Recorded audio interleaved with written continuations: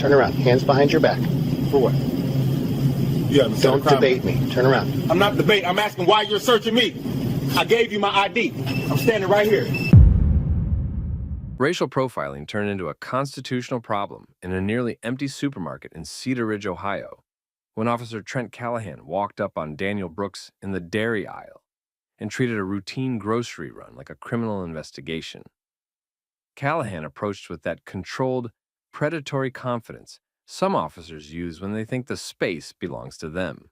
He positioned himself close enough to block Daniel's path and started asking questions that weren't casual or friendly. He claimed Daniel was acting suspicious, but he didn't explain what that meant in real terms. No report of theft, no call from the store, no specific accusation.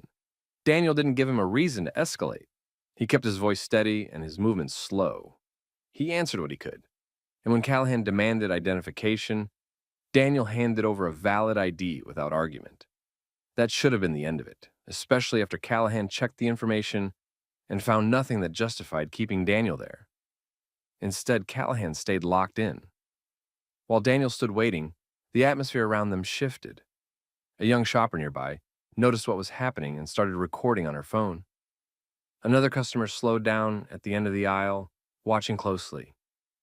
The store itself was already recording too, with ceiling cameras covering the dairy section from multiple angles. Callahan either didn't notice or didn't care. He kept building pressure, trying to turn Daniel's calm into a problem. Right after checking the ID, Callahan changed the tone. He started describing Daniel's basic questions as defiance, as if asking why he was being stopped was the same thing as refusing orders. Then he gave a new command. Daniel needed to turn around and submit to a search. That was the moment it stopped looking like concern and started looking like control. Callahan still didn't name a crime. He didn't point to probable cause. He didn't explain what he believed Daniel had done. He just acted like the badge itself was enough to justify whatever he wanted next. Daniel didn't raise his voice. He didn't try to walk away. He didn't swing the conversation into drama. He asked a simple question about the reason for the search, because that reason matters. Callahan treated that question like disrespect, and his posture got sharper. He spoke louder, not to communicate, but to dominate the space and signal to anyone watching that he was in charge. The phone stayed up. One witness moved slightly to keep the camera clear. Another customer started speaking up, challenging the situation openly, and calling out that Daniel had been cooperating the entire time. Callahan didn't back down. He doubled down. He repeated his vague justification, leaned closer, and ordered Daniel to comply again, this time with less patience and more threat in his voice. Daniel remained steady, but the tension was obvious now, because everyone could see what was coming next. An officer who couldn't justify his actions was about to force the situation anyway. And in that dairy aisle, under bright lights and multiple cameras, Callahan moved from harassment into physical escalation. Callahan didn't wait for a real legal reason to appear. He acted like his suspicion was enough. He stepped in closer, told Daniel to turn around again, and reached toward him as if the search had already been approved by someone higher than the Constitution. Daniel didn't jerk away or get loud. He stayed in place and kept his hands visible, because he understood the trap. If he flinched, Callahan would call it resistance. If he argued, Callahan would call it a threat. Daniel tried to keep it simple. He kept asking for the reason for the search, because that question matters and it's not aggressive. Callahan treated it like a challenge anyway. His voice rose, not because the store got dangerous, but because he wanted witnesses to hear orders and assume Daniel caused whatever happened next. The search started with grabbing. Callahan put hands on Daniel's arm and shoulder and turned him with unnecessary force, hard enough that Daniel's shopping items shifted and bumped the shelf. A couple cartons slid forward. Something hit the floor. The sound snapped heads around from the next aisle. Two things happened at once. Daniel tightened up because anyone would, but he didn't swing or shove back. At the same time, the witnesses got braver because the physical line had been crossed, and they could see it clearly. One customer told Callahan to stop putting hands on him like that. Another asked what crime Daniel was even being searched for. Callahan didn't answer the substance. He went straight to control language, warning people to back up and mind their business. Like being a public employee meant he could shut down public accountability. The phone stayed pointed at him. That mattered more than Callahan realized. A single angle can be argued. Multiple angles with consistent audio and calm behavior from Daniel, that's a different problem. It limits the officer's ability to rewrite the event later. Callahan kept the search going anyway. He ran his hands along Daniel's pockets and waistband area in a way that looked less like a quick safety check and more like punishment for not acting scared. Nothing came out of it. No weapon, no stolen items, no contraband, no reason to keep going. A normal officer would have stopped right there. Callahan didn't. He pushed Daniel again, this time with visible impatience, and pinned him into the edge of the cooler area like the physical dominance itself was the point. The grip marks showed fast. His hands weren't placed like careful procedure. They were placed like ownership. That's when an employee saw what was happening and moved quickly toward the front. She didn't try to intervene directly. She went to get the manager because she understood something important. The fastest way to break an officer's narrative control is to bring in someone with authority inside the store who can speak clearly on record. Miguel Alvarez, the manager, arrived within minutes. He didn't come in yelling. He came in focused. He took in the scene in one glance. Daniel standing controlled, Callahan too close and too physical, witnesses recording, items knocked loose near the shelf. Miguel didn't guess. He didn't ask Callahan if he needed anything. He went straight to accountability. Miguel stated that Daniel was welcome in the store and that no employee had reported Daniel as a problem. He also stated that the store had cameras covering the aisle and that the footage would be preserved. He said it clearly enough for the phones to capture and for the ceiling cameras to record the moment as it happened. That changed everything.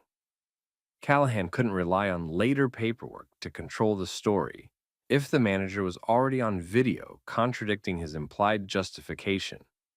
He couldn't claim the store called him if the manager was saying the opposite on record. He couldn't claim Daniel was aggressive if the witnesses had been filming Daniel staying composed while being handled roughly.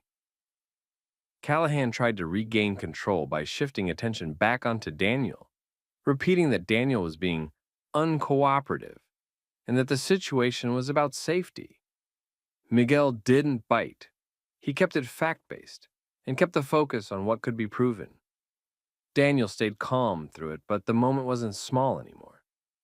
It wasn't one officer and one shopper in an aisle. It was a public confrontation with multiple recordings and a store manager anchoring the timeline.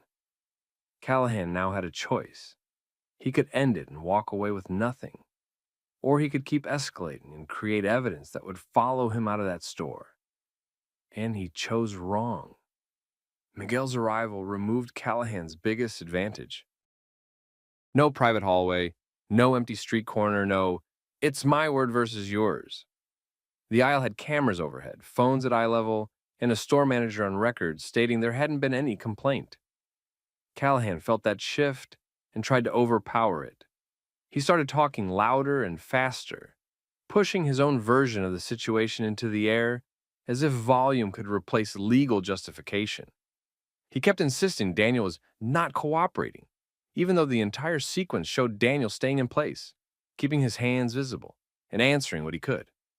Callahan's language wasn't aimed at Daniel anymore. It was aimed at the footage. He wanted a soundtrack that made force sound reasonable. Miguel didn't argue feelings. He stuck to facts. He repeated that Daniel hadn't caused a disturbance. He repeated that cameras covered the aisle. He made it clear the footage would be preserved and turned over if needed. He didn't say it as a threat. He said it like policy because that's what made it powerful. Witnesses took that as a permission to keep recording. The older customer stepped closer, not into Callahan's space, but close enough to make it obvious he wasn't backing down. The young woman filming adjusted her angle so Callahan couldn't block the view with his body. Another shopper at the end of the aisle started narrating what they were seeing out loud, keeping the timeline clean for the recording. Callahan tried switching tactics. He shifted from suspicious behavior to the usual fallback, officer safety.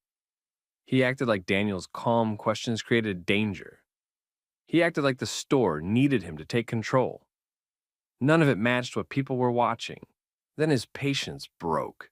He grabbed Daniel again, harder this time, and shoved him back into the cooler area. The movement jolted Daniel's shoulder and left a clear mark where Callahan's hand had been. A couple more items slid and hit the floor. That sound mattered because it made the force feel real to everyone nearby. Nobody could pretend this was routine after that. Miguel told Callahan to stop putting hands on a customer who wasn't resisting. Callahan snapped back at him and warned him to stay out of it. Miguel didn't move away. He didn't escalate either. He kept his position and kept repeating that the store's cameras had everything and that the footage would be saved immediately. Callahan realized he was boxed in by evidence. That's when the mask slipped. He stopped trying to justify the search and moved straight into dominance. He threatened arrest without clearly stating a lawful basis. He talked about obstruction, when the only thing happening was witnesses filming and a manager stating what the store observed. He tried to intimidate people into deleting footage. That part landed badly because it sounded exactly like what it was. An officer trying to control what would exist after he left. Daniel held steady through all of it. He didn't posture, he didn't plead, he didn't argue in circles. He focused on two things: staying safe and making sure the facts stayed clean. At a certain point, Daniel stopped engaging with Callahan's bait and started speaking in a way that made sense for the cameras and witnesses. He clearly communicated that he had provided ID, that no crime had been named, that the search found nothing, and that the use of force wasn't justified. Calm delivery. Simple sequence. No theatrics. The calm timeline did damage. Callahan couldn't turn Daniel into a threat if Daniel wouldn't act like one. He couldn't build a story about aggression when Daniel's voice stayed controlled and his body language stayed contained. Miguel then took the next step that really sealed it. He instructed an employee to preserve the footage immediately and to flag the relevant camera angles. He said it out loud so it would be captured on the witness recordings too. That wasn't just a managerial move. It was evidence preservation in real time, and Callahan knew it. Now there was no clean exit with the narrative intact. Callahan finally backed off physically, but he still tried to leave the scene with a threat hanging in the air. He told Daniel, in effect, that this wasn't over and that he could still make it a problem if he wanted to. That was the last attempt at control. Daniel didn't take the bait. He didn't trade threats. He didn't insult him. He ended it with a line that stayed focused on boundaries and law, not ego. He made it clear that force without cause doesn't become legal just because an officer insists it is. Callahan walked away angry. Daniel stayed standing, breathing steady with witnesses still filming, and Miguel already moving to lock down the footage. The confrontation ended in the aisle, but the consequences started right there too, because enough people had captured enough angles to make sure nobody could rewrite what happened later. By the time Callahan left the dairy aisle, the story already existed outside of his control. 3 separate phone videos captured the same timeline from different angles. The store's ceiling cameras covered the aisle from above. Miguel had an employee pull the exact time window and flag the footage so it couldn't accidentally disappear later. That one decision stopped the usual playbook before it even started. Daniel didn't hang around arguing after the officer stepped away. He did what experienced people do when they know the next part is paperwork, not talking. He took photos of the marks on his arm and shoulder while the redness was fresh and easy to see. He asked Miguel for the incident report number from the store side and made sure Miguel had his contact information. He also got witness names and numbers while they were still standing there, because people mean well and still vanish once real life kicks back in. Later that night, Daniel went to get checked out. Not for drama, for documentation. Medical notes don't care about police narratives. They care about what happened to a body. The first clip hit social media before midnight. It wasn't edited into something misleading. It didn't need to be. The raw footage showed an officer escalating after receiving valid ID, ordering a search without naming a specific crime, then getting physical when he didn't get instant submission. The audio mattered too. The witnesses weren't screaming. They were asking basic questions any reasonable person would ask. What's the reason? What's the crime? Why are you putting hands on him? The department put out a standard statement within a day. They tried to frame it as a routine contact, where the officer felt concern. That language didn't land because people had already watched the interaction. Routine doesn't look like shoving a calm shopper in a grocery aisle while a manager says there was no complaint. Public pressure forced the issue out into the open. The chief couldn't bury it with a quiet counseling session or a paid suspension that ended with everyone pretending nothing happened. Callahan got placed on administrative leave almost immediately. Then Daniel hired Aisha Grant. Aisha didn't build the case around feelings. She built it around structure, timeline, policies, department procedures, use of force standards, search and seizure rules. She secured every angle of video she could, not just the viral ones. She obtained the store footage through preservation requests and made sure it was authenticated. She interviewed the witnesses while their memories still matched the recordings.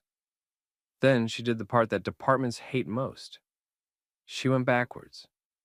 She pulled Callahan's history, complaints, prior allegations, internal notes, patterns in how he described black men as suspicious, patterns in how his reports used vague language right before force happened, patterns in how supervisors minimized it. One complaint might get dismissed as unclear. A stack becomes a warning they chose to ignore. Once that pattern became part of the record, the story shifted from one bad night to a department let this keep happening. Prosecutors got involved faster than Cedar Ridge was used to. The video evidence made it hard to hide behind uncertainty. The witnesses made it hard to claim Daniel started it. Miguel made it hard to claim the store wanted Callahan there. The search finding nothing made it hard to claim the escalation was based on an actual threat. Charges followed that focused on what could be proven. Assault tied to the unnecessary physical handling, abuse of authority tied to the unlawful search and detention, and civil rights violations tied to the lack of legal justification and the way Callahan tried to punish compliance that didn't feel submissive enough. Callahan tried to defend it with the same phrases he used in the aisle: officer safety, suspicion, non-compliance. The courtroom didn't run on vibes. The recordings didn't support him. The timeline didn't support him. His own decisions didn't support him. The criminal case ended in a conviction and a prison sentence. The civil case hit next, and that's where the department's bigger exposure showed. Aisha argued not only that Callahan violated Daniel's rights, but that the department had warning signs and failed to act. Supervisors had the ability to intervene earlier and didn't. Training and oversight were treated like paperwork instead of protection. That negligence mattered. The settlement was large enough to make Cedar Ridge change its posture, not just its press releases. The department agreed to reforms that had real mechanics behind them: improved training on constitutional stops and searches, stronger reporting requirements, outside oversight on complaint investigations, and an early warning system to flag repeat complaint officers before they stack up years of damage. Then the final detail came out, and it landed with extra weight. Daniel Brooks wasn't just a shopper. He was a U.S. Marshal, a federal law enforcement professional, high-risk assignments, real training, real experience. He knew what lawful stops looked like. He also knew exactly what happened to him in that aisle wasn't lawful, and he handled it with the discipline to keep the evidence clean. That reveal didn't make the incident more serious because Daniel wore a badge in another part of his life. It made it more serious because it proved the point people already knew. If profiling can happen to a trained law enforcement officer buying groceries, it can happen to anyone. Bias doesn't pause for credentials. Cedar Ridge tried to move on after the reforms, but the story stuck because it had a simple lesson that people recognized immediately. Abuse of power survives when nobody can prove it. It falls apart when recordings, witnesses, and preserved footage lock the truth in place. Now, I want to hear from you. If you were in that aisle, would you have filmed, spoken up, or stayed quiet? Drop your answer in the comments and share this story with someone who thinks accountability never happens.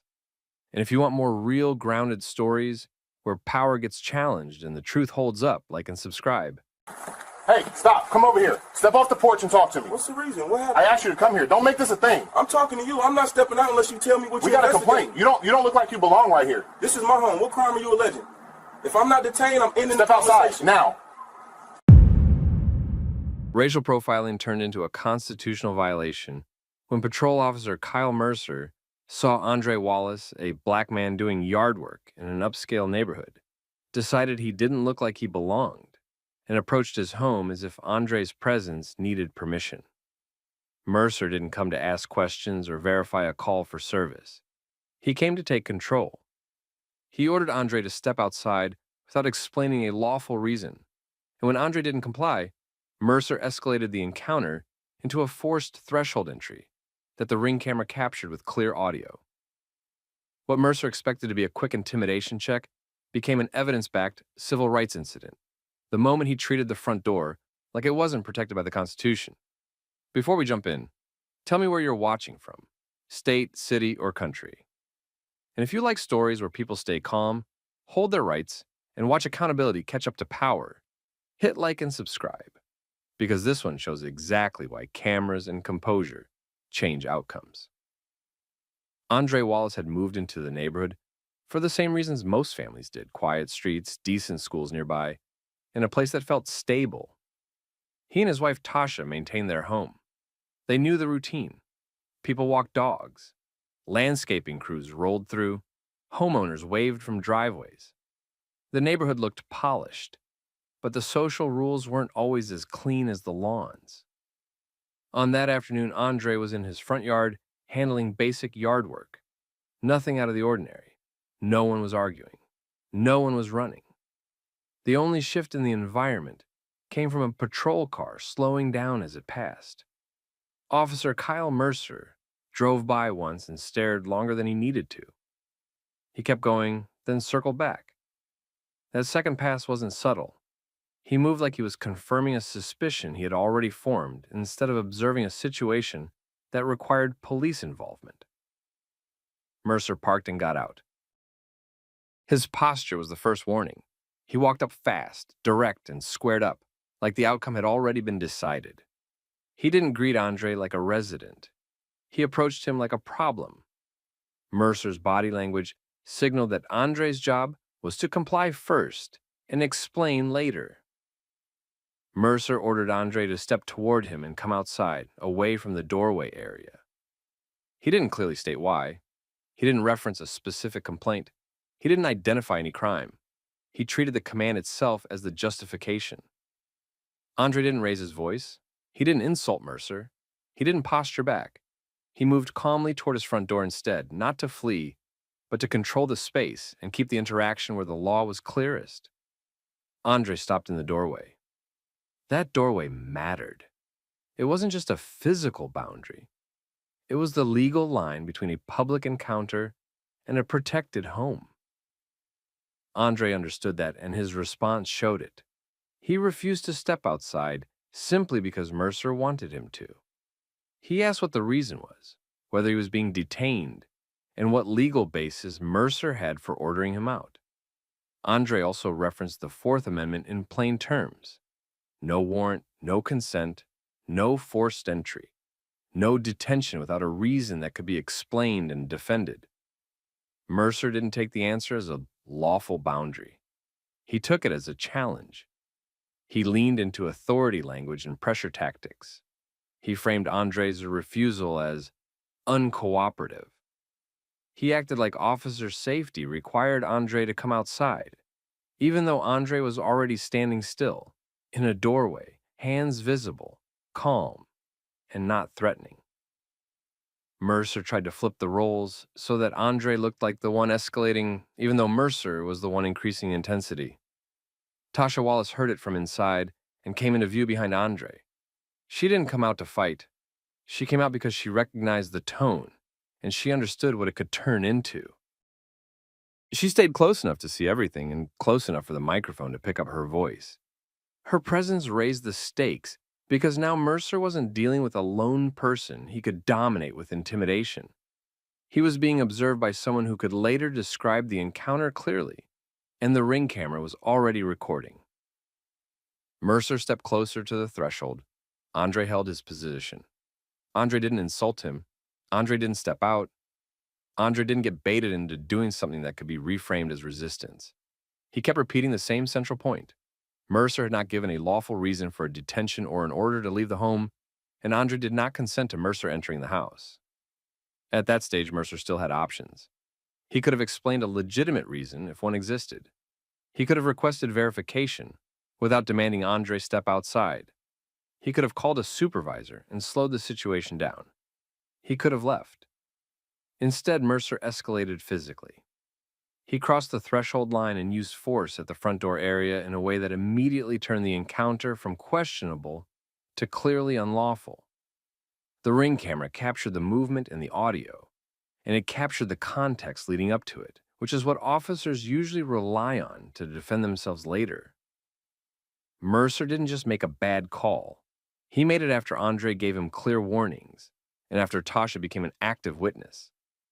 Tasha reacted immediately and called out what she saw, making it clear she understood that Mercer was trying to enter without legal authority.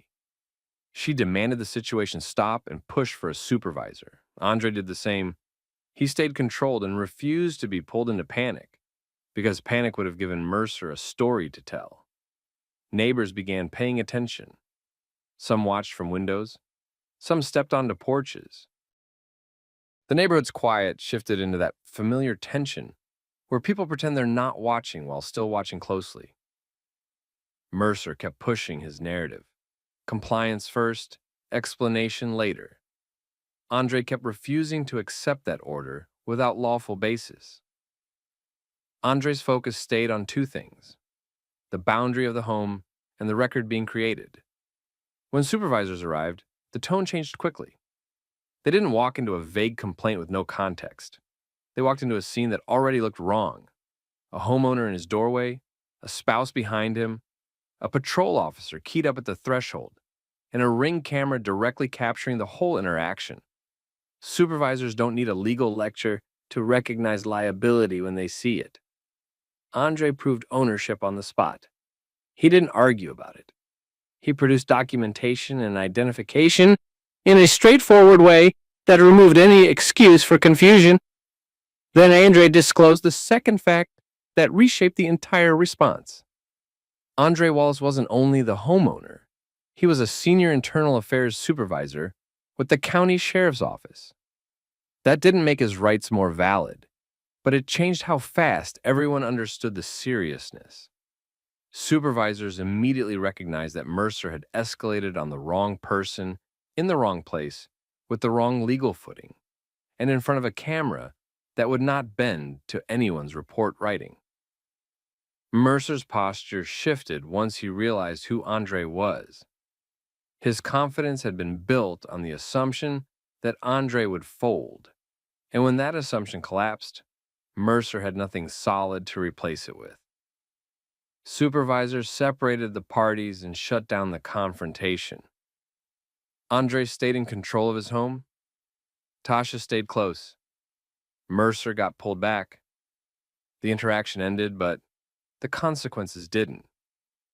Andre and Tasha preserved the footage right away. They treated it like evidence, because that's what it was. The recording didn't rely on anyone's memory. It showed what happened in order, with clear audio, including Mercer's approach, his commands, Andre's refusal, and the moment Mercer crossed the threshold. By the time the department began trying to manage the situation internally, the key facts were already locked into video. The case wasn't going to hinge on who sounded more believable. It was going to hinge on what the camera captured. The department tried to keep it contained at first. That's what they always try to do when an officer creates a problem that doesn't come with an easy explanation. They logged the incident, collected initial statements, and put Mercer on a short leash while supervisors figured out what they were looking at. Andre didn't wait around for good intentions to turn into real action. He handled it like an investigator. He documented the timeline, saved the ring footage in multiple places, and made sure it couldn't accidentally disappear. He also wrote his complaint in a way that didn't invite word games. Dates, times, what Mercer ordered, what Mercer failed to articulate, when Mercer crossed the threshold, what force looked like at the doorway, what Tasha witnessed, what the camera captured. Tasha backed him up on the human side of it. She wasn't focused on policy language. She was focused on the basic truth. A police officer came to their home because Andre didn't look like he belonged. And when Andre didn't obey a baseless order, the officer tried to physically push the situation into a detention and entry. Tasha made sure the department understood they weren't dealing with a misunderstanding. They were dealing with a pattern of thinking. Internal Affairs opened a case quickly, and it didn't stay at the surface level. Investigators pulled dispatch logs to see if Mercer had a real call for service, a bolo, or any legitimate reason to initiate contact. They pulled Mercer's body camera footage. They interviewed the supervisors who arrived. They also started checking Mercer's prior contacts in that area because departments know one thing. If an officer behaves like that on a ring camera, it's rarely the first time he's tried it. Mercer's report became a problem almost immediately. When officers write reports after a confrontation, they often rely on vague phrases to justify escalation. Suspicious behavior, refused commands, officer safety, aggressive demeanor. Those phrases can work when there's no video, because the public only sees the official narrative. Video changes that balance. The ring clip and the body cam made it harder for Mercer to hide behind broad wording, especially because Andre stayed calm and the threshold entry was visible. The department placed Mercer on administrative leave while the investigation moved. That move wasn't a moral stance. It was risk management. They needed time and they needed distance. Then the footage got out. It didn't spread because of a rumor. It spread because people could watch the entire sequence and hear it clearly. People saw an officer approach with a built-in assumption, issue commands without explaining legal grounds, escalate when challenged, and treat a private doorway like a space he could dominate. The clip also showed something else that always hits the public hard. Andre didn't do anything that justified the energy coming at him. He didn't run, he didn't threaten, he didn't mouth off. He stood in his doorway and asked for lawful reasons. Once it hit social media, the neighborhood context made it worse for the department. Upscale street, well-kept home, yard work, daylight. Everything that usually gets used to excuse police suspicion wasn't there. The only trigger was Andre himself. People reacted fast and loud. Comments weren't focused on technical legal terms. They focused on the obvious. Mercer approached Andre like he was trespassing in his own life. Then he tried to force compliance at the doorway. That's why the outrage stuck. It didn't require legal training to recognize it. Local activists started sharing the clip with context and timestamps. Community groups tagged city officials. Residents asked for Mercer's name and badge number. Some neighbors who had watched from a distance posted their own recordings from inside homes, adding angles that reinforced what the ring camera already showed. People started asking how many other times Mercer had done something similar without a camera directly in front of him. The department released a public statement. It was the standard language. They were aware of the incident. They were reviewing. They took concerns seriously. They couldn't comment on an active investigation. It didn't calm anything down. If anything, it made people more impatient because the video didn't look complicated. Andre and Tasha didn't chase internet attention. They let the facts speak while their legal team moved. A civil rights attorney filed in federal court. The claims were direct and built around the video evidence: attempted unlawful detention without reasonable suspicion, unlawful entry at the home's threshold, use of force without legal justification, and retaliation for refusing a baseless command. The lawsuit also targeted the department's failures through supervision and training, because the goal wasn't only to punish one officer. It was to force the agency to answer for how a patrol officer felt comfortable doing that in the first place. Once the lawsuit became public, the department's internal process started moving faster. Command staff didn't want depositions that forced supervisors to explain why Mercer thought step outside was a lawful order without any stated reason. They didn't want a federal judge watching video of a threshold entry and asking why this officer wasn't immediately stopped. They also didn't want discovery digging through Mercer's prior stops and neighborhood contacts. The public pressure added another layer. City council meetings got louder, county officials wanted updates. The department's union started positioning for defense while also trying to avoid being tied to the worst parts of the footage. Mercer's world narrowed. He couldn't patrol. He couldn't pretend this was a minor complaint. He watched his name become searchable. He watched strangers learn where he worked. He watched friends and coworkers change how they spoke to him. Some supported him quietly. Others backed away because nobody wanted their own careers dragged into it. Investigators interviewed Mercer more than once. They gave him opportunities to explain himself. The problem was that the key decisions were already on camera. The question wasn't whether something happened. The question was why he did it, and whether his explanations matched the reality of what he'd done. Andre stayed consistent the entire time. He didn't play to the crowd. He stayed factual. He emphasized the legal line Mercer crossed and why that line exists. He also made it clear he wasn't filing because of hurt feelings. He filed because an officer can't treat a homeowner like a suspect based on appearance, then convert that bias into physical escalation at a front door. By the end of the first phase of the fallout, the department faced two problems they couldn't solve with messaging: clear video evidence and a federal case moving forward with public support.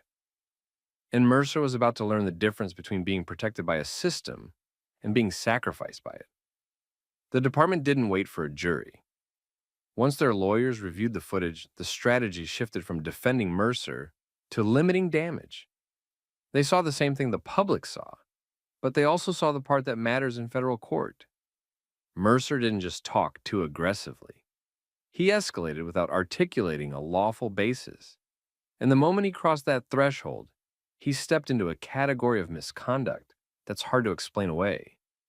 Negotiations moved fast. Andre's legal team didn't rely on emotion. They relied on sequence and standards. They laid out the contact from the first approach, the lack of reasonable suspicion, the repeated order to step outside, the refusal grounded in basic constitutional limits, and the physical entry attempt at the doorway. They also framed the bigger issue. Mercer's conduct wasn't an isolated lapse if the department's training and supervision allowed him to treat a homeowner like that in a routine setting. The department settled a large portion. They didn't do it to be generous. They did it to stop discovery from digging deeper and to avoid a trial where every decision would be played in slow motion for a jury. The settlement included compensation for Andre and Tasha and formal terms that forced policy-level changes.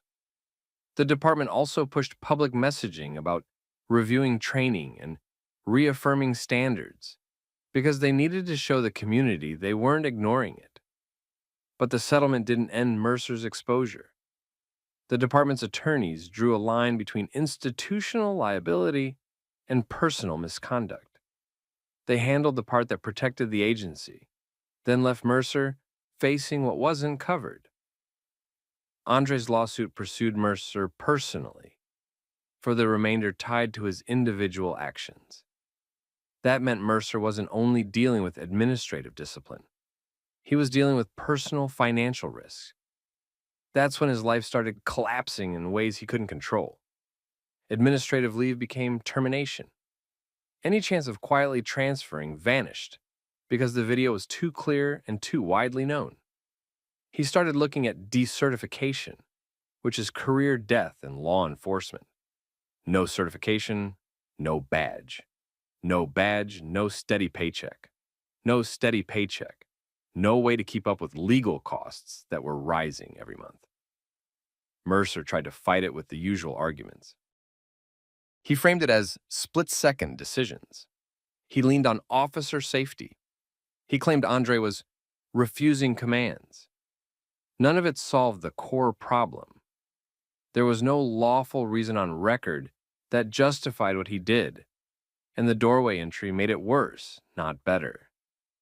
Then the criminal side landed. Prosecutors reviewed the same footage and the same reports. They didn't need a dramatic narrative. They needed elements that matched statutes. Unlawful entry, unlawful use of force. If Mercer's written account didn't align with the video, that opened another door for charges tied to false statements or misconduct in office, depending on how the case was built. Even if some charges were later reduced or negotiated, the process itself punished him. Court dates, attorney fees, loss of reputation, a permanent record trail. Mercer's finances broke first. Legal bills stacked. He burned savings. He borrowed. He sold things. The kind of backing people think officers always have didn't show up the way he expected, because support gets quiet when the evidence looks bad. He fell behind. Credit collapsed. Stress spilled into every part of his home life. His family felt it fast. His partner had to absorb the consequences of his choices without having made them. Arguments became routine. Plans got canceled. Stability disappeared. If they owned a home, the payments became a fight. If they rented, renewal became uncertain. Even basic things like keeping a car insured and maintained turned into pressure points. The badge had been his identity and his security, and once it was gone, the rest of his life had nothing solid under it. The department didn't protect him. They couldn't. They needed to show the public and the court that his actions violated training and policy. That's what agencies do when they're cornered.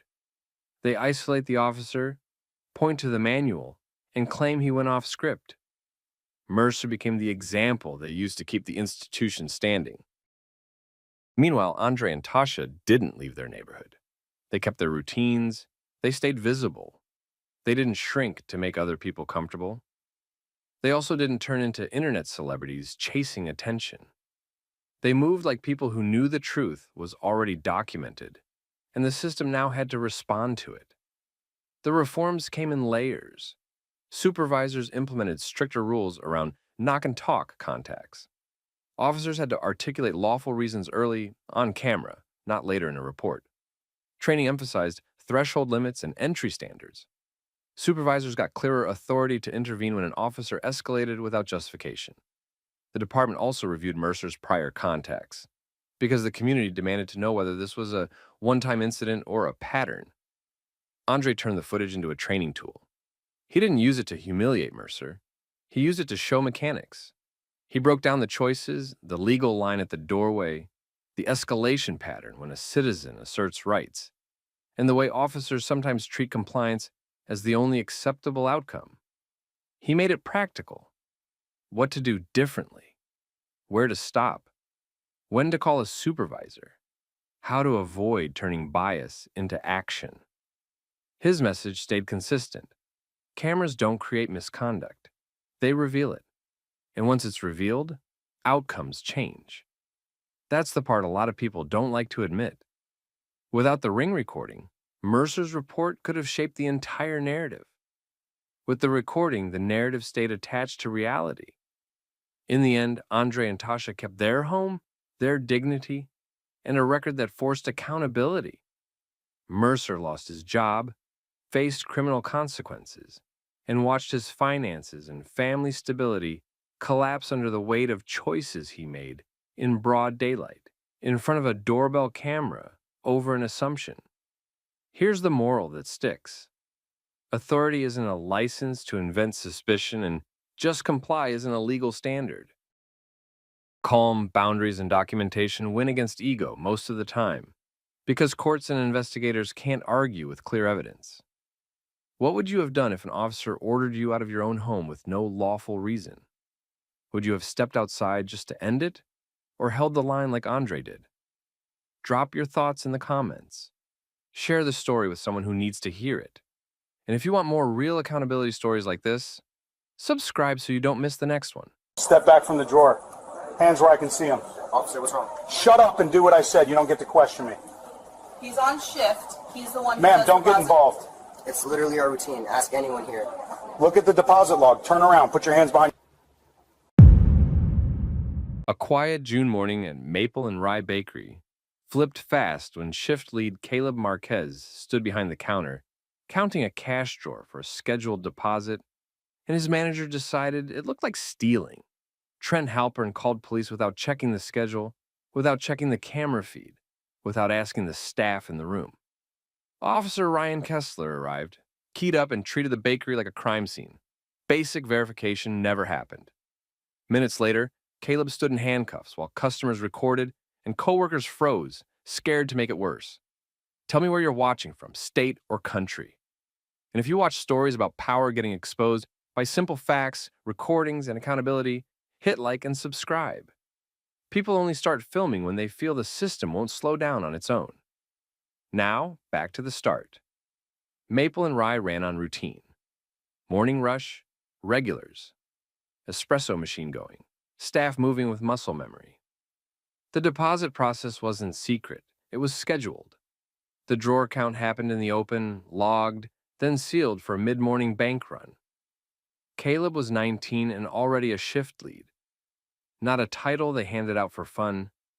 He handled keys, counted registers, signed the log, and kept everything clean enough that nobody had to fix it later. That morning, he followed the same steps he always did. Drawer out, bills stacked, deposit slip ready. Trent walked in tense. That was normal for him, too. He liked control, and he hated seeing someone else touching money, even when policy said that person should be doing it. Instead of asking what Caleb was doing, Trent jumped straight to accusation. His voice rose enough that people at the front tables looked over. Caleb didn't match the volume. He kept his hands visible and explained he was counting for the scheduled deposit, that his name was on the posted schedule, and that he could show his employee ID right away. Trent didn't take the ID. He didn't look at the schedule. He didn't ask the nearest coworker who was watching this unfold. He pulled out his phone and called the police like he wanted the situation to harden into something official. That call set the tone. Officer Kessler arrived quickly and walked in with the posture of someone expecting a suspect, not confusion. He saw Caleb near the open drawer and locked onto it. The apron, the name tag, the way staff moved around him like he belonged there. None of it slowed the officer down. Caleb complied immediately with commands. No arguing, no sudden moves. He kept repeating the same request in plain language. Verify that he worked there. Check his ID. Check the posted schedule. Ask the staff. Pull the bakery's security footage. Kessler didn't do any of it. Trent positioned himself like the only reliable narrator in the room. He repeated the theft claim and leaned into the authority of the uniform. Meanwhile, a coworker tried to speak up and confirm Caleb's role. Another employee pointed toward the back where the camera system sat. Kessler shut that down and treated it like noise. Here's the thing. When an officer refuses to verify obvious facts that are right in front of them, the situation stops being about mistakes. It turns into choice. Kessler moved in, grabbed Caleb's wrists, and cuffed him behind the counter, tight enough that Caleb's shoulders tensed. Customers stared. Several lifted their phones and started recording from their seats and near the doorway because the escalation didn't match what they were seeing. Caleb didn't resist. He stayed controlled and kept repeating he was complying while asking again for the officer to confirm his employment and review the video that would clear him. Kessler ignored it and walked him out through the front entrance. That walkout did real damage. It wasn't just removal. It was humiliation in a public place, in front of people who'd seen Caleb working there before, in front of strangers who'd only remember cuffs. Trent watched from the doorway. No hesitation. No second thoughts. Just the posture of someone satisfied that the officer was doing the dirty work. Kessler put Caleb in the patrol car and drove him to the precinct without ever checking the schedule, the ID, or the footage. And that decision, skipping the simplest verification, was about to turn one manager's accusation into a case that would force every camera, every report, and every witness statement into the light. The patrol car ride didn't change the story Kessler committed to. He treated it like a simple chain. Manager accused, suspect detained, paperwork next. That's how bad arrests stay alive. Not because they're solid, because nobody slows down. At the precinct, Caleb walked in still cuffed, still calm, still repeating the same point he'd said in the bakery. He worked there and the cameras would show it. He didn't switch tones. He didn't beg. He stayed on facts. Kessler moved him through intake like the outcome was already decided. He talked to the desk, gave the basics of the accusation, and framed it as clean. Theft call, detained on scene, no mention of refusing to check ID, no mention of ignoring the posted schedule, no mention that multiple people offered to verify employment. That's the chess move right there. If you skip verification and write the report like you did it, you're building cover before anyone asks questions. Caleb asked to have his cuffs adjusted because they were tight. Kessler brushed it off. He asked again to show his ID and asked again for someone to pull the bakery video. Kessler didn't take the bait. He kept moving. Then Desk Sergeant Miguel Santos looked up. Santos had been at that desk long enough to read people fast. He didn't just see a kid in cuffs. He saw the details that didn't match the energy. The bakery apron still on, flour smudges the way Caleb stood like someone used to being on shift instead of someone caught running. Santos asked the quick questions Kessler should have asked in the first 2 minutes. Where Caleb worked, why he had the drawer open, who else was there, and what exactly was verified before cuffs went on. Caleb answered in order. Shift led, scheduled deposit, posted schedule, security cameras, coworkers willing to confirm. He also pointed out that customers recorded the whole thing. Santos didn't accept Kessler's version on faith. He asked Kessler whether he checked ID or schedule or footage. Kessler defended the call by leaning on the manager's statement and the scene he walked into. That defense sounded routine, but it didn't sound responsible. Santos knew the difference. He had Caleb's property brought up for inventory because that's a normal step, and it put Caleb's identification in front of him without any drama. Name, date of birth, address, Marquez. That last name landed. Santos had seen it before, not on a suspect sheet. In the news and around the courthouse. Federal Judge Elena Marquez didn't keep a low profile in the legal community, and local law enforcement knew who sat on the federal bench in their area, even if they didn't socialize with them. Santos looked at Caleb again, then back at the ID, then at Kessler. The room shifted. Not because anyone suddenly cared more about right and wrong, because now there was a high chance someone with real power would demand receipts. Here's what mattered next. Santos didn't start making friendly calls. He didn't try to quietly undo it and pretend it never happened. He did the opposite. He started asking for documentation. He told Kessler to hold his Bodycam as evidence, not treat it like a personal file. He asked for the call notes. He asked whether the bakery footage had been requested. He asked for the names of employees on scene. Small steps, but those steps are how you stop a bad story from becoming the official story. Caleb requested a phone call. Santos allowed it. Caleb called his mother. Caleb. He didn't deliver it like some threat. He didn't lean on her title. He laid out what happened in plain order. Deposit count, accusation, refusal to verify, cuffs, public walkout, arrest. Judge Elena Marquez didn't respond like someone trying to rescue her son from consequences. She responded like someone hearing a constitutional problem with clean evidence attached to it. First move, preservation. She told him to write down names and times while it was fresh. She told him not to argue the facts with officers. Just keep repeating the verification points. Then she got counsel involved immediately, the kind of lawyer who didn't play for apologies. Within hours, formal preservation demands went out. Bodycam, dispatch audio, booking footage, store surveillance, witness contact info. Anything that could accidentally disappear once people realized how bad it looked. That move cornered everyone. Because now it wasn't just a kid saying he worked there. It was a paper trail forcing the department and the bakery to lock down evidence before anyone could reshape the story. Kessler still acted like he'd done nothing wrong. Trent still expected his call to be treated as gospel. Neither of them seemed to understand what was about to happen once the footage got reviewed frame by frame. Judge Elena Marquez didn't treat it like a family emergency.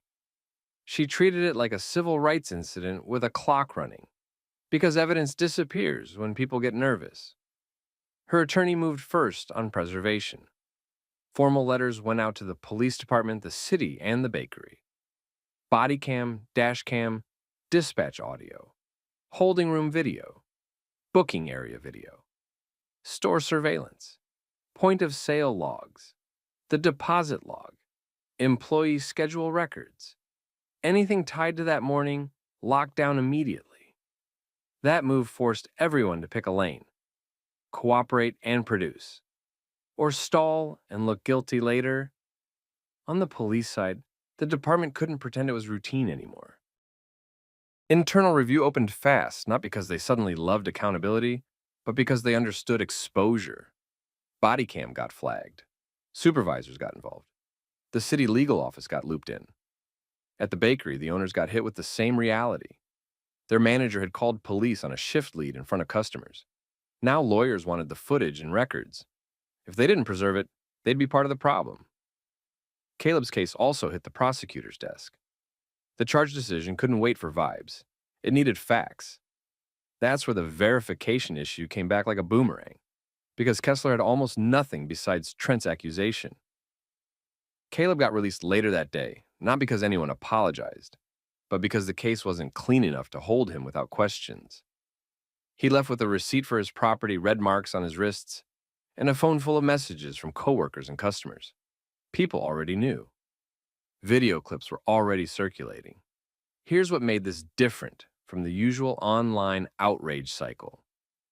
This didn't stop at a post and some comments. A federal civil rights complaint got filed the same day, aimed at the officer's actions and the department's failures. The filing wasn't a dramatic gesture. It was leverage. It forced timelines, disclosures, and consequences. Once that paperwork landed, the department had to preserve everything and review it like it would be shown in court, because it would. Then the footage got pulled. Store cameras first. The bakery's angle showed Caleb doing what he said he was doing. He moved like someone working, not someone sneaking. He followed the deposit routine. Coworkers drifted in and out like it was normal. Nobody acted like they were watching a crime unfold until Trent decided it was a crime. The security video also showed what Trent didn't want seen. There was no frantic scramble, no attempt to pocket money, no hiding. It was a count, a logged task. Bodycam next. Kessler's camera caught the biggest problem. Caleb repeatedly offered verification options, and Kessler chose not to take them. Caleb tried to show identification. Caleb pointed out the posted schedule. Staff attempted to confirm his role. The camera system was visible. Kessler didn't check. That wasn't an accident. It was a decision. The body cam made that impossible to deny.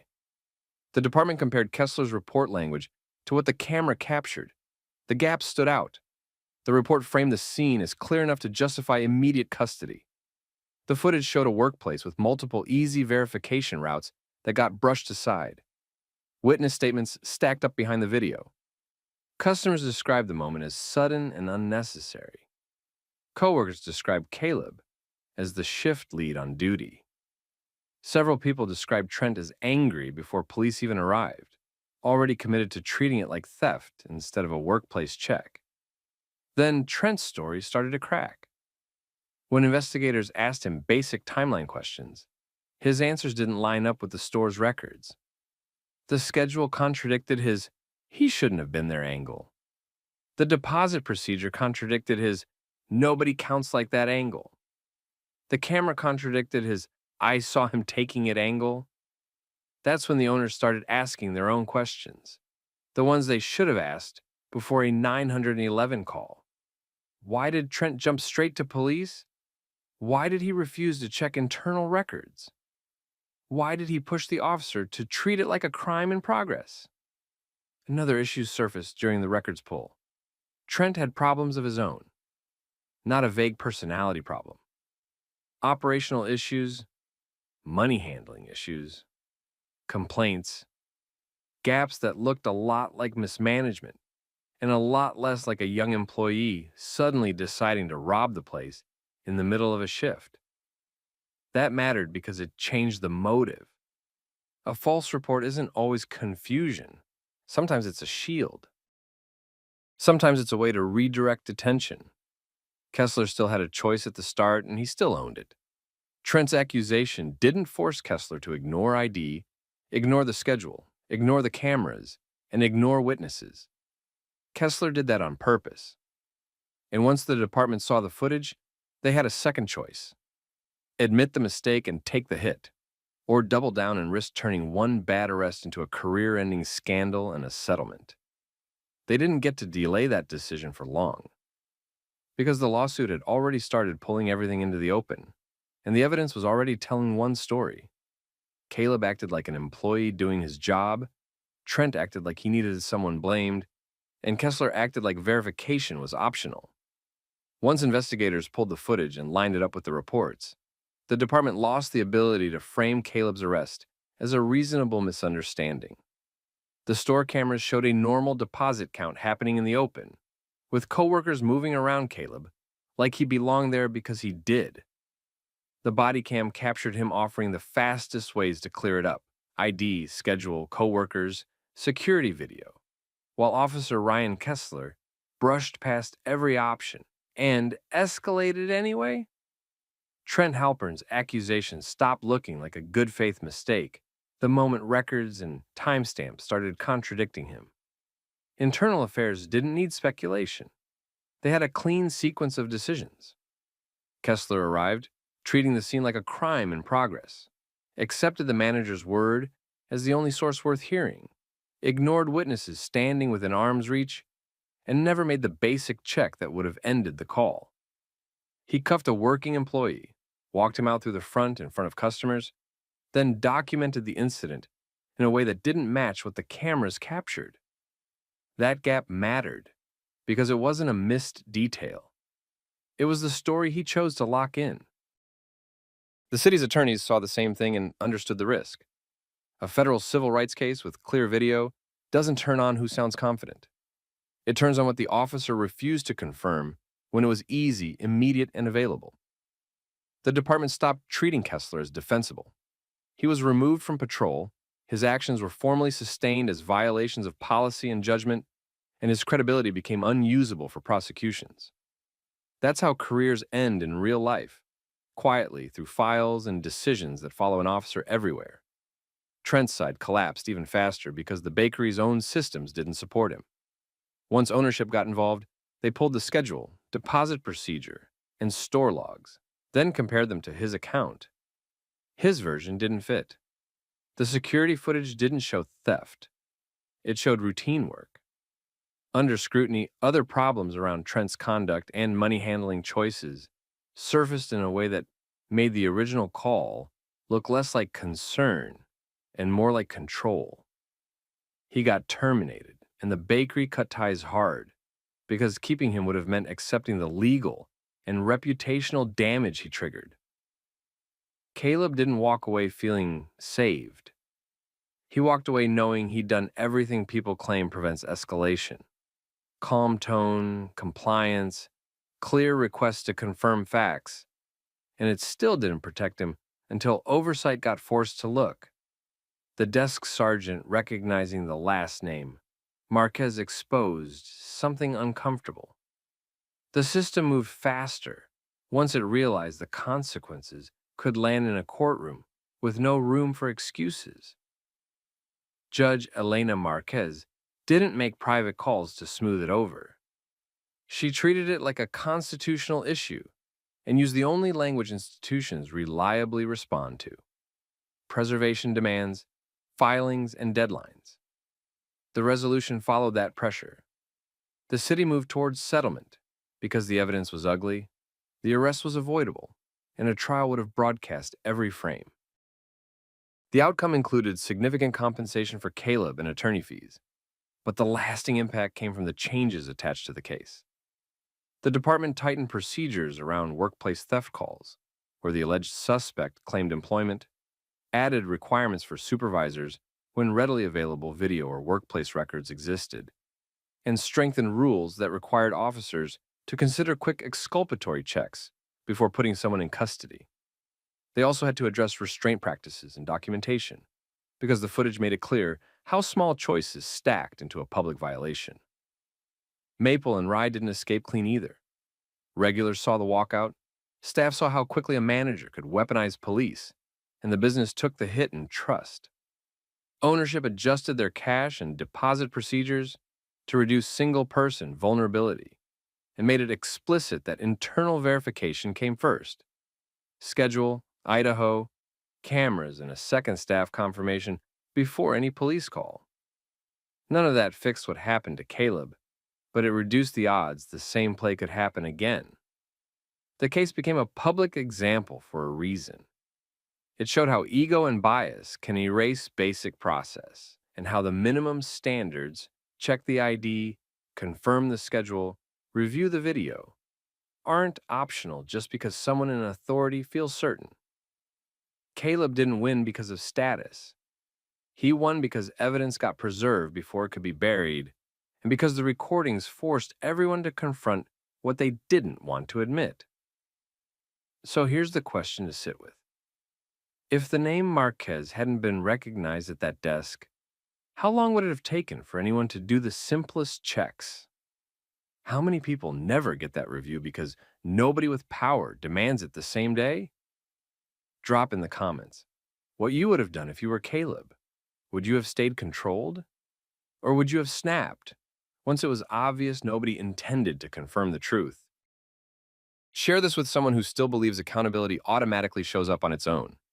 And if you want more story times where recordings, oversight, and receipts force authority to answer for what it chose to do, subscribe. Hey, step back from the vehicle. Sure. What's going on? Is that your BMW? Yes, it's registered to me. How'd you get a vehicle like this? You don't look like an owner. What are you doing here? I'm here for a scheduled meeting in that building, and I'm incoming chief of police. This is your last mission. Racial profiling collided with basic verification when a patrol officer walked up on a black man in a tailored suit beside a black BMW SUV, treated the scene like a theft in progress, and kept pressing even after the man offered documents that should have settled it. The officer's body cam captured the posture, the tone, the escalation. People nearby noticed too, because nothing pulls attention like a uniform turning a quiet parking lot into a public accusation. Where are you watching from? Country or state? Drop it in the comments. If you watch stories where calm, documentation, and oversight expose bad conduct like the video, and subscribe, because this one flipped fast. Here's how it started. The parking lot sat beside an upscale office complex, the kind with glass walls, security cameras, and polished entrances where belonging gets judged in a half-second glance. Cars came and went all morning. Most drivers blended into the environment, so nobody asked questions. Adrian Whitfield didn't blend. He pulled in early, parked the BMW, and stepped out wearing a fitted suit. He wasn't pacing. He wasn't hiding. He stood near the driver's side door, checked his phone, and looked like someone waiting for a meeting inside the building. Officer Kyle Brannon rolled through on patrol and locked onto the image like it explained everything. He didn't start by running the plate from a distance. He didn't check with building security. He moved straight toward Whitfield, with his body cam already recording, shoulders tight, face set, ready to figure it out in the worst way. Brannon skipped the normal human opening and went straight into suspicion. He challenged whether the SUV belonged to Whitfield. He pressed for an explanation before he asked for anything that would actually verify ownership. Whitfield responded like a professional who understood procedure and didn't want a scene. He stayed calm. He told Brannon the SUV was registered to him. He offered his ID and the registration immediately. That should have ended the contact in under a minute. Brannon didn't let it. He treated cooperation like a trick. The officer didn't move toward confirmation. He kept moving the goalposts. He ordered Whitfield to step away from the vehicle, increasing distance like he expected trouble. Then he demanded the key fob, not as a reasonable request to verify entry, but as a control move, something that kept Whitfield in a prove-it position. Whitfield complied anyway, hands visible, movement slow, documents ready. No argument because he understood what a lot of people learn the hard way. The moment you match an officer's emotion, you stop being seen as a person and start being treated like a problem. Brannon still acted like none of it added up. He pushed questions that didn't connect to the plate, the VIN, or the registration. He focused on why Whitfield was there, why he was dressed like that, why he was next to that vehicle at that location. The questions had a pattern. They weren't designed to confirm facts. They were designed to imply Whitfield didn't belong. Meanwhile, the environment changed. A couple office workers slowed near the entrance instead of walking straight inside. A person sitting in a nearby car turned their phone toward the interaction and started recording. A security guard watched from a distance, not intervening, just clocking the dynamics. Brannon radioed dispatch to run the registration, but he didn't wait like someone expecting the system to clear it up. He kept the pressure on. His tone stayed sharp. His posture stayed confrontational. He acted like the paperwork was just another obstacle to his suspicion, not the answer. Whitfield kept it tight and factual. He didn't over-explain. He didn't plead. He repeated what mattered. The BMW was his. The documentation matched, and he was there for a scheduled meeting inside the building.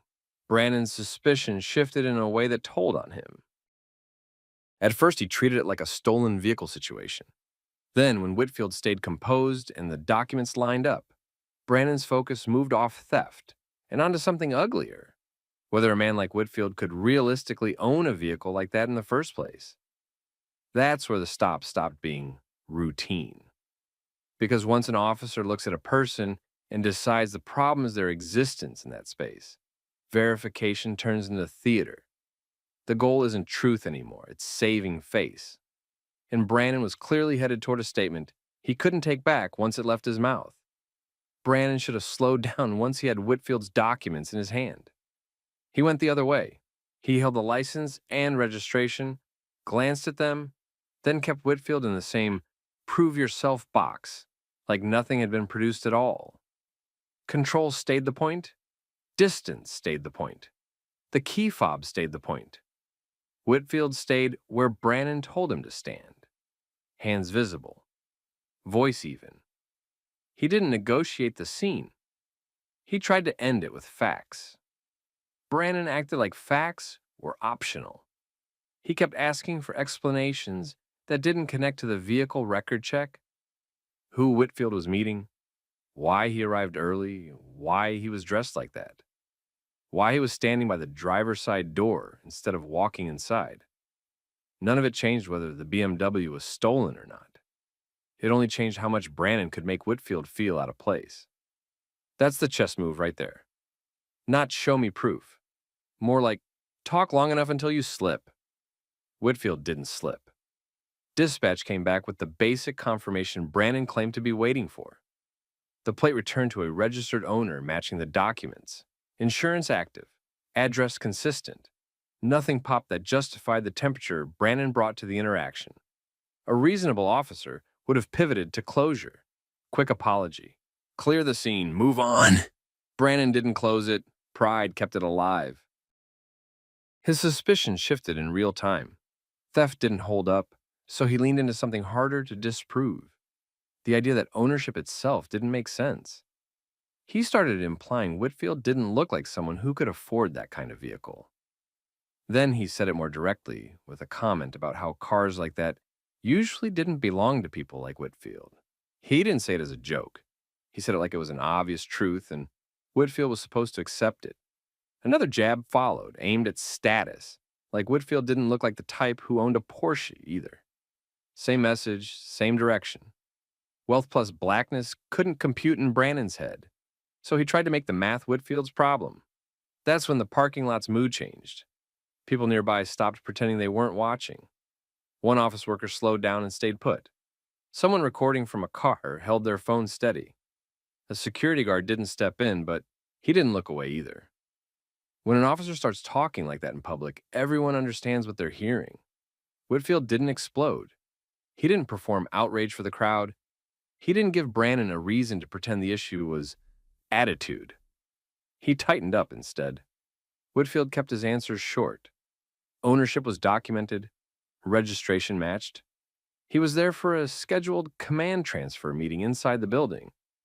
Nothing about that required debate in a parking lot. Brannon pushed again anyway. He repeated instructions. He kept Whitfield away from the vehicle. He held onto the key fob demand like it was leverage. The whole thing turned into a contest over who got to define reality, even with dispatch already confirming what Whitfield said from the start. That's the part people don't always understand about stops like this. Once an officer ties their ego to suspicion, verification stops being the goal. Saving face becomes the goal. Backup arrived before Brannon could fully spin it into something worse. Officer Lena Park pulled up and read the scene fast. A calm man in a suit, documents already out, Brannon running hot, bystanders watching, cameras likely rolling. Park didn't add drama. She asked for the basics and got the basics. Then she noticed what Brannon seemed determined to ignore. Whitfield wasn't acting like someone trying to get away with something. He was acting like someone waiting for the system to catch up to the truth. Whitfield made a decision right there, and it wasn't about winning an argument. He reached for a different kind of proof. Whitfield stopped trying to convince Brannon, because that game never ends. He shifted to verification that didn't depend on Brannon's mood. Whitfield identified himself as Commissioner Adrian Whitfield and stated he was the incoming chief of police, there for a scheduled command transfer meeting inside the building. Then he produced municipal credentials that matched that claim. No theatrics, just official ID that carried weight. Brannon didn't accept it cleanly. He hesitated. He kept that same skeptical posture, like the idea was impossible on its face. Officer Lena Park treated it differently. Park understood what was happening in real time. The stop had already drifted out of a normal lane, and it was happening in public, with cameras nearby. Credentials like that weren't something you debate in a parking lot. You verify them through dispatch and supervisors, fast, proper, documented.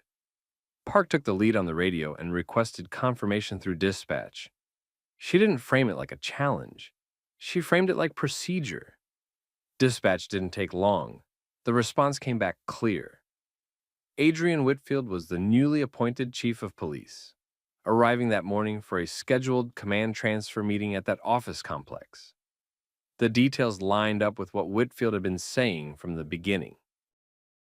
That confirmation changed the air instantly. Brannon's posture shifted because now the suspicion didn't just look wrong. It looked reckless. The officer had moved from a vehicle theft check into personal commentary about who should own luxury cars. and he'd done it while his own camera was running. Whitfield didn't rub it in. He didn't raise his voice. He didn't posture back. He just held position. Then the building's front doors opened and command staff stepped out. The timing made it unavoidable. They weren't walking out randomly. They were walking out because they were expecting Whitfield, and the meeting was real. They approached him, greeted him formally, and saluted him in front of the lot. No confusion, no hesitation. That rank reversal became visible to everyone watching. It landed hard. Bystanders weren't guessing anymore. The security guard wasn't neutral anymore. The people recording didn't stop recording. Now they had context. The officer on the scene had been profiling the department's incoming chief in broad daylight. Brannon tried to reset the interaction. He tried to soften his tone and slide into a routine check explanation. It didn't fit what the camera already captured. It didn't fit what witnesses heard. It didn't fit the earlier escalation. Whitfield responded with the same calm he'd kept the entire time, but he made the line clear. He framed the issue as verification versus profiling. He made it clear that registration confirmation should have ended the stop, and the rest was conduct, tone, assumptions, and the decision to keep pushing after facts were confirmed. That's when the scene stopped being about the BMW. Now it was about the officer. Sergeant Mateo Ramirez arrived as the situation turned into a visible leadership problem. Ramirez didn't argue in the lot. He didn't hold a roadside debate. He watched, listened, and took control like a supervisor who understood liability and standards. Ramirez flagged the body cam footage for review on the spot. He treated the incident as a conduct issue that needed formal documentation, not informal excuses. Whitfield didn't announce punishments in public. He didn't give a speech. He let the moment speak for itself. Before he walked inside with command staff, he delivered one point that didn't need volume to hit. When verification confirms what someone told you, continuing the stop turns into something else, and everybody can see it on camera. The parking lot cleared out, but the problem didn't. Inside the building, Whitfield kept the schedule. The command transfer meeting still happened. That mattered because it showed discipline. He didn't let Brannon's conduct hijack the day. He also didn't pretend it was no big deal. Sergeant Mateo Ramirez handled the next step, the way supervisors are supposed to when something goes sideways on camera. He documented the incident as a conduct review, not a vague miscommunication. He secured the body cam file, tagged the key moments, and noted the presence of witnesses. Park's radio traffic and dispatch confirmations went into the timeline too. That created a clean record. What Brannon saw, what he chose to do, what facts were available, and how he behaved after those facts came back. Brannon tried to frame it as a standard suspicious vehicle contact. That explanation couldn't carry the weight of what he actually did. The escalation didn't match the evidence. The language about who usually owns certain cars pushed it out of the good faith mistake lane and into bias and professionalism. Within the first week, Whitfield didn't make it a public spectacle, but he didn't protect it either. He ordered an internal investigation and treated it like a first-day test of standards. Not just for Brannon, for the whole department. If the new chief watched this slide, everyone would learn the real rules. Say the right words in policy, then do whatever you want in the field. So Whitfield did the opposite. Brannon got placed on administrative leave pending investigation. Ramirez and professional standards pulled the full footage, dispatch logs, and statements from Park and witnesses. Building security provided camera angles from the lot. The bystander video that circulated online helped too, not because it replaced the body cam, but because it showed how the encounter looked from the outside. A calm man being treated like he didn't belong, in a place where belonging gets policed quietly until a badge makes it loud. Park's role stood out in the review. She didn't pile on. She didn't co-sign the attitude. She verified the credentials properly and used dispatch the way it's meant to be used. The department recognized that difference because it showed the problem wasn't Policing is hard. The problem was choices. The community reaction came fast. People weren't shocked that profiling happened. They were shocked it happened to the incoming chief on his first day in broad daylight with cameras running. Local groups raised it at city meetings. Office workers who witnessed it talked about it at work. A simple question kept popping up. If this is how an officer talks when he doesn't know who he's dealing with, how does he talk when no one important is watching? Whitfield didn't answer that with a speech. He answered it with process.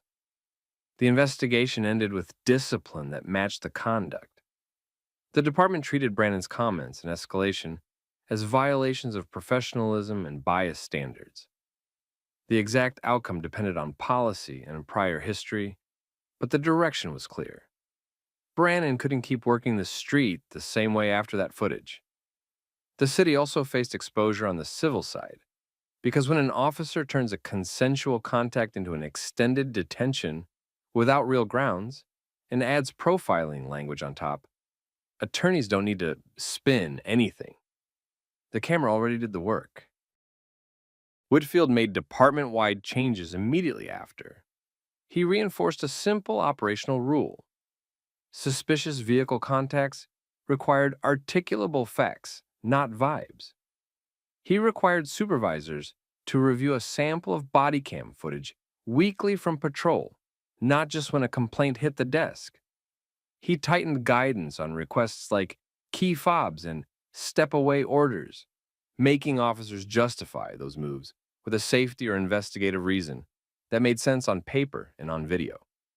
Then he addressed the culture piece, without pretending a memo fixes culture.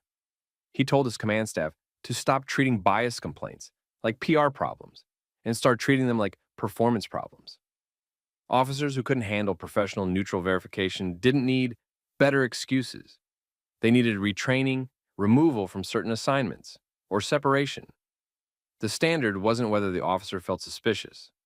The standard was whether the suspicion was real. A month later, the parking lot incident still floated around the department, but not as gossip. It became an example Whitfield's trainers referenced in roll call. How quickly an officer can create liability, how easily ego turns a basic check into misconduct, and how cameras don't care about intentions after the facts are in. Whitfield didn't pretend he was immune either. He used the moment to underline something uncomfortable. Status didn't protect him from profiling. Credentials just changed how fast the truth got acknowledged. That was the lesson he wanted the public to see. If someone like him could get pressed like that with documentation in hand, anyone could. The difference was what happened next. Oversight, records, accountability. So here's the question for you. If you were Whitfield in that lot, calm and compliant, and the officer still kept pushing after dispatch, confirm the registration, what would you do next? Drop your take in the comments and share this with someone who thinks just comply always ends it. And if you want more real grounded stories where receipts and recording bring consequences, subscribe so you don't miss the next one.